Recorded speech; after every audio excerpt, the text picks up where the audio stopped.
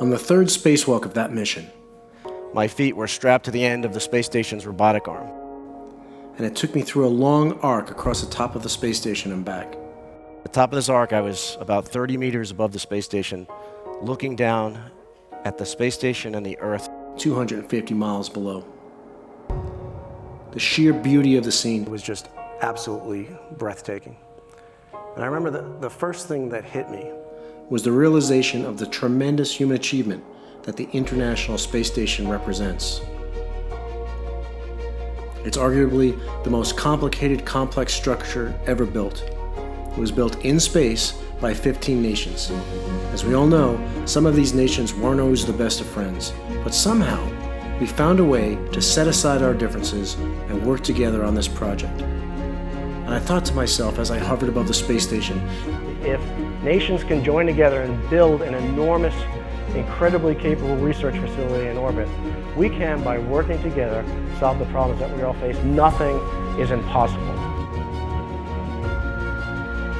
Our next guest is a retired NASA astronaut, a decorated fighter pilot and test pilot, explorer, entrepreneur, and humanitarian. Please welcome Garan.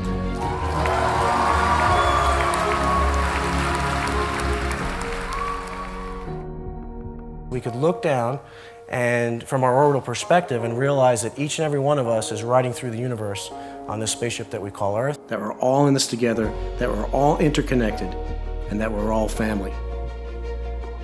If we do have all the technology, if we have all the resources to solve all the problems, why do we still have them? The key things that I think is missing is our ability to collaborate on a global scale.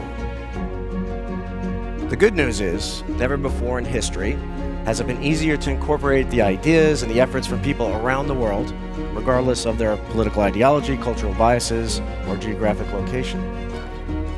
Any worthwhile endeavor requires hard work and stepping outside of the way we've always done things, to look at things from different angles, and to realize that any one of us or any one organization will not have all the pieces of the puzzle. However, it's precisely those people and organizations that truly commit to making a positive change and step outside of their comfort zones. And it's precisely at those moments when they have the courage to embrace new and innovative ideas, partnerships, and collaborate across different disciplines, industries, cultures, boundaries, and borders. Those are the ones that affect real change, disruptive change.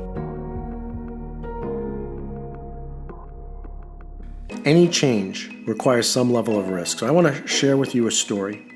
I was taking off in an F-16 when I heard a loud explosion that knocked my feet off the rudder pedals and my head back into the seat. This close to the ground, my only option was to eject. I ejected about 4 seconds prior to impact and less than a second before I would have been outside of the ejection envelope. This is one of those moments that life gives you that really gets your attention. The very next day, in the spirit of getting back on the horse, I flew another F-16. What evolved when I strapped in that day was trust. I had to trust my ground crew was there supporting me to succeed. The technology was there to keep me safe, and the benefit of our greater mission was worth the risk. This new outlook brought me through many dangerous parts of my life, from flying in combat during the first Gulf War, to an instructor at the Air Force's Top Gun school, to being a test pilot, to 2 space missions and 4 spacewalks. Before I committed to enter any of these challenging situations, I first asked, can I trust my team and technology are going to be there to help me make it through, and is our bigger mission worth the risk? With all of these principles in place, we can propel real solutions that can scale to solve massive challenges and help lead us to a visionary future.